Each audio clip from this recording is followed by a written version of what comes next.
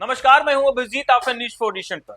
बिहार में इसी वर्ष विधानसभा के चुनाव होने हैं और बिहार विधानसभा चुनाव से ठीक पहले चाचा और भतीजा एक बार फिर से आमने सामने, यानी चाचा और भतीजा में सियासी जंग एक बार फिर से होने वाला है और बड़ा दिलचस्प होगा जब अपने पारंपरिक सीटों को लेकर एक तरफ चाचा होंगे तो दूसरी तरफ भतीजा होंगे। हम बात कर रहे हैं पशुपति पारस और केंद्रीय मंत्री चिराग पासवान की। आपको बता दें, चिराग पासवान लोक जनशक्ति पार्टी रामविलास के राष्ट्रीय अध्यक्ष, केंद्रीय मंत्री है और रामविलास पासवान जो कि पूर्व केंद्रीय मंत्री थे, उनके बेटे हैं।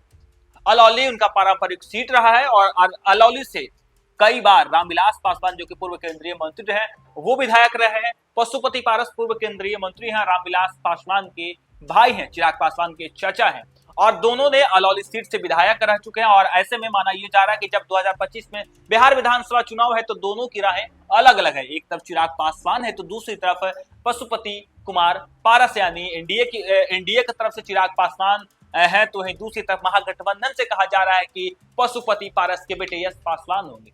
आपको बता दें, नरेंद्र मोदी के हनुमान कहे जाने वाले केंद्रीय मंत्री चिराग पासवान जो है वो अपनी पारंपरिक सीट अलौली पर दावेदारी ठोक रहे हैं। वो उम्मीदवार का चयन कर रहे हैं, वो उम्मीदवारों का जो है सर्वे कर रहे हैं। तो दूसरी तरफ पशुपति पारस के बेटे यश पासवान भी अलौली सीट पर दावेदारी कर रहे हैं। लगातार आए दिन दलित चौपाल कर रहे हैं। पशुपति पारस खुद मॉनिटरिंग कर रहे हैं और पशुपति पारस दावेदारी कर रहे हैं कि अलौली सीट हर हाल में वो चुनाव लड़ेंगे। और उनके बेटे बीते कई महीनों से अलौली विधानसभा में भ्रमण कर रहे हैं, लोगों से बातचीत कर रहे हैं, जनता से संवाद कर रहे हैं। और देखिए किस तरीके से अपने बड़े पापा यानी रामविलास पासवान का जिक्र करते हुए किस तरीके से कई बार पशुपति पारस के बेटे जो है भावुक होते हैं। कई बार वो क्षेत्र में जाकर लोगों से बातचीत करते हैं कि अलौली का विकास हमारे बड़े पापा और हमारे पिताजी ने किया।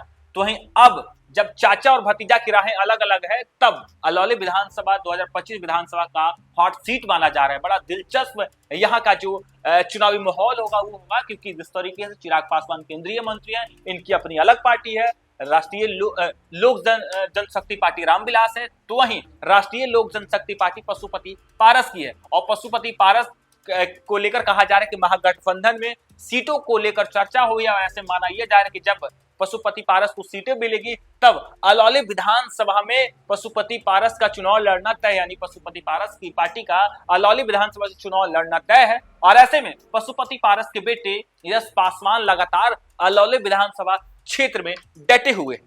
खगड़िया जिले के अलौली विधानसभा सीट का चुनावी परिदृश्य दिलचस्प इस बार होने वाला है। चाचा और भतीजा सीधे टक्कर के कारण यही सीट जो है वो सुर्खियों में बनेगी। आपको बता दें कि इस बार फिर से 2025 बिहार विधानसभा चुनाव में चाचा और भतीजा जो है आमने सामने होंगे। एक तरफ पशुपति पारस होंगे तो दूसरी तरफ चिराग पासवान होंगे और दोनों ने अलौली सीट पर दावेदारी ठोकी है। दोनों के द्वारा कहा यह जा रहा है कि हमारी पारंपरिक सीट है। पशुपति पारस भी अलौली से विधायक रह चुके हैं। चिराग पासवान के पिताजी केंद्रीय मंत्री रामविलास पासवान भी अलौली से विधायक रह चुके हैं।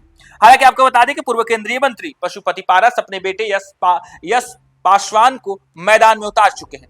यश पासवान लगातार क्षेत्र में जनसंपर्क और पंचायत चौपाल के जरिए जमीन पर राजनीतिक पकड़ मजबूत करने में जुटे हैं। वहीं चिराग पासवान अपने उम्मीदवार को उतारने की तैयारी में है। रामविलास पासवान और पशुपति कुमार पारस यहां से विधायक रह चुके हैं। रामविलास पासवान 1969 में संयुक्त सोशलिस्ट पार्टी से जीते थे। पशुपति पारस यहां से 7 बार से विधायक रहे हैं। मौजूदा स्थितियां बता रही है कि यहां जातीय समीकरण और उम्मीदवारों की साख दोनों ही निर्णायक फैक्टर होंगे। पुश्तैनी जमीन पर चाचा भतीजा की असली पकड़ भी दांव पर होगी। देखिए किस तरीके से पारस की पार्टी महागठबंधन का हिस्सा बनती है तो अलौली की राजनीति पर सीधा असर पड़ेगा। महागठबंधन यशराज को अलौली से टिकट देता है तो देखना दिलचस्प होगा कि वर्तमान राजद विधायक रामवृक्ष सद्दा कौन सा विकल्प चुनेंगे। रामवृक्ष सद्दा फिलहाल राजद से अलौली के विधायक हैं और राजद के फायर ब्रांड नेताओं में गिने जाते हैं। और आए दिन तेजस्वी यादव और लालू प्रसाद यादव का जो है वो जिक्र करते हैं और आए दिन राजद के तरफ से प्रखर और मुखर तरीके से बेबाक होकर अपनी बातों को रखते हैं। अब ऐसे में माना यह जा रहा है कि राजद के विधायक रामवृक्ष सद्दा अलौली से फिलहाल विधायक हैं और जब पशुपति पारस महागठबंधन का हिस्सा हो गया और पशुपति पारस ने अलौली सीट पर दावेदारी कर दी है। पशुपति पारस के बेटे यश पासवान अलौली से चुनाव लड़ने की तैयारी में है, जनसंपर्क कर रहे हैं। और आपको बता दें कि पशुपति पारस 7 बार से अलौली से विधायक रह चुके हैं। और ऐसे में जब महागठबंधन पशुपति पारस की एंट्री होती है तब जो राजद के विधायक हैं, फायर ब्रांड नेता है, कई मौकों पर तेजस्वी यादव, लालू प्रसाद यादव और राजद के लिए बेबाक से अपनी आवाजों को रखते हैं। ऐसे माना यह जा रहा है कि जब अलौली सीट महागठबंधन के तरफ से पशुपति पारस को मिलेगा, तब राजद विधायक लालू प्रसाद यादव के करीबी तेजस्वी यादव के करीबी रामवृक्ष सद्दा का क्या होगा। ऐसे माना यह जा रहा है कि चिराग पासवान के लिए कहीं विकल्प न बने और राजद के लिए यानी महागठबंधन के लिए कहीं अलौली सीट जो है वो मुश्किल में न पड़ जाए।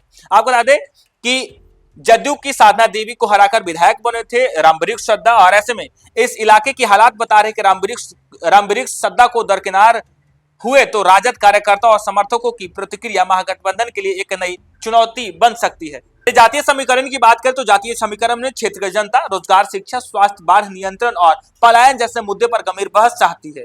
जातीय समीकरण यहाँ चुनावी नतीजों पर निर्णायक असर डालेंगे। अलौली विधानसभा में पासवान, सद्दा, मुशहर, यादव और कुशवाहा समुदाय के मतदाता लगभग 70% है, जो किसी भी उम्मीदवार की जीत हार तय करने में महत्वपूर्ण भूमिका निभाते हैं। क्षेत्र की बड़ी समस्या यह है कि कई गांवों में आज भी बिजली, पक्की सड़कें और शुद्ध पेयजल जैसी बुनियादी सुविधाएं नहीं है। यानी कहा यह जा रहा है कि जो अलौली विधानसभा क्षेत्र है, यहाँ आज भी बुनियादी सुविधा नहीं है, ना तो बिजली है, ना तो सड़क है, और बाढ़ में आए दिन यहाँ के लोग परेशान होते हैं। और यहाँ का मुद्दा जो है रोजगार है, पलायन है। और ऐसे माना यह जा रहा है कि जब चिराग पासवान और पशुपति पारस जब अलौली सीट को लेकर अपनी दावेदारी पेश कर रहे हैं, कहा जा रहा है कि पारंपरिक पासवान परिवार का यह पारंपरिक सीट रहा है, तब लोगों के मुद्दों को कौन नेता जो है यानी चिराग पासवान या पशुपति पारस कौन जीतने में हासिल होते हैं। कहा जा रहा है कि लोग मुद्दे को लेकर कौन से लोगों के बीच जाते हैं, कौन चिराग पासवान या पशुपति पारस, ये देखना दिलचस्प होगा। हालांकि 2010 की बात करें तो 2010 में पशुपति पारस जो है अलौली से चुनाव हार जाते हैं। 2010 में जनता ने पशुपति पारस से नाखुश होकर जदयू के रामचंद्र सद्दा को जितवा दिया था।